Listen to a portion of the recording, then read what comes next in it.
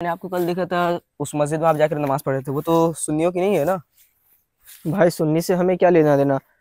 नमाज तो हर किसी के भी पीछे हो जाती है। ऐसे थोड़ी होता, नमाज किसी के पीछे भी कैसे हो जाएगी। जिसका भाई ईमान ही सही नहीं हो, जिसका ईमान ही सही ना हो, उसके पीछे नमाज कैसे हो जाएगी आपकी। भाई वो भी कलमा पढ़ते हैं और हम लोग भी कलमा कलमा पढ़ते हैं। भाई सब सही है। नहीं भाई, ऐसे थोड़ी सब सही हो जाएगी। आप बोलिएगा दूध भी वही है, गोबर भी वही है, तो दोनों सही कैसे हो सकती है। दूध गोबर दोनों सही हो सकती है, आप खुद बताइए। दूध गोबर से इसे इसमें क्या लेना देना है। दूध कैसे नहीं है। जिसका ईमान सही ना हो उसके पीछे नमाज कैसे हो जाएगी। ठीक है, चलिए हजरत के पास उनसे पूछ लेंगे हम लोग हाँ तो कि चलिए क्या कौन हजरत से सही है। मिलते हैं, ठीक है चलिए। चलिए।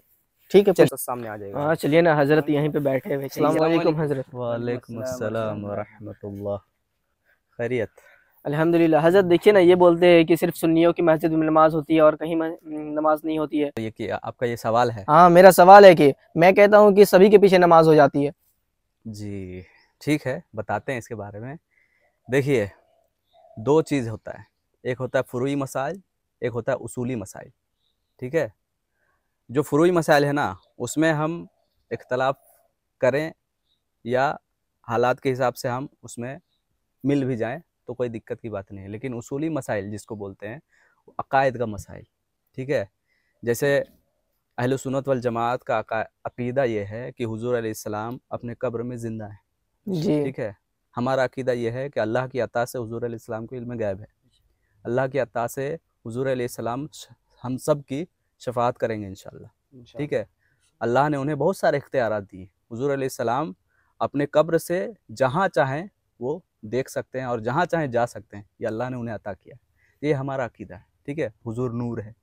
लेकिन इसके खिलाफ जिन लोगों का अकीदा है, उसके पीछे ईमान वाले की नमाज नहीं होगी। और जो सबको सही माने ना, उसी को कहते हैं सुलह कुल्ली। एक गिलास दूध है, ठीक है, दूध तो पीने की चीज़ है। अब उसमें एक बूंद पेशाब का मिला दें, अब बताइए वो दूध पीने लायक रहा नहीं रहा। क्यों? क्योंकि दूध तो ज़्यादा है, एक बूंद ही तो पेशाब का है ना, तो पीने में क्या हर्ज है। पेशाब भी तो सही हो सकता है।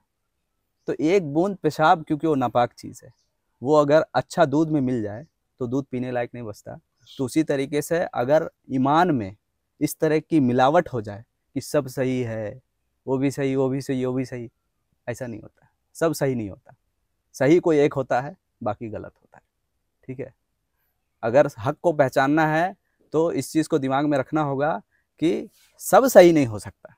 अगर कोई इंसान है जिसका सिर्फ दोस्त ही दोस्त है, तो समझ लो वो शख्स मुनाफिक है। जिसका सिर्फ दोस्त है, दुश्मन नहीं है, वो मुनाफिक है। कि ये जो शख्स है जिसने काबे की तरफ मुंह करके थूका है, इसके पीछे नमाज पढ़ना जायज़ नहीं है। सोचें, जो काबे का अदब नहीं करता, काबे की तरफ मुंह करके थूक दे, उसके पीछे नमाज जायज़ नहीं होता। जो काबा नहीं बल्कि अल्लाह के महबूब का अदब नहीं करता, उसका फिर उसके पीछे नमाज कहाँ होगी। फिर जो अल्लाह के शान में गुस्ताखी करे, हुजूर के शान में गुस्ताखी करे, ऐसे लोगों के पीछे नमाज नहीं होगी। तो इसीलिए सुलह कुल्लियत वाला माइंड नहीं रखना है, एक पे रहिए जमात। ठीक है, अहले सुन्नत वल जमात जो है ये हक वाली जमात है और ये जन्नत का रास्ता दिखाने वाली जमात है। तो इसी में शामिल रहिए और इसी में निजात है। अल्लाह रब्बुल इज़्ज़त हमें अमल करने की तौफीक अता। उम्मीद करते हैं कि सवाल का जवाब आपको मिल गया होगा। जी।